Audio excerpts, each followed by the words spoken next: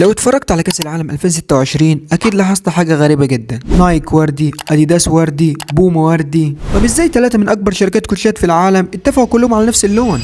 اللي حصل يا صديقي ان الشركات كانت داخله كاس العالم بحزم احذيه جديده مخصوص للبطوله. نايكي اطلقت مجموعه باسم بريك اوت باللون الوردي، واديداس وبوما برضه دخل البطوله بالوان ورديه قويه. بس ليه الوردي؟ ببساطه عشان يلفت النظر. فكر فيها كده، لاعب لابس كوتش وردي فاقع على نجيله خضراء، الكوتش هيشد عينك من اول ثانيه. وده مهم جدا في عصر التلفزيون والسوشيال ميديا، لان اللاعب لما يجري او يسدد الكوتش بنفسه بيبقى جزء من الصوره. وفعلا في ماتشات من البطوله كان عدد كبير جدا من اللاعبين لابس احذيه ورديه، لدرجه ان اللون بقى شبه ظاهره في كاس العالم.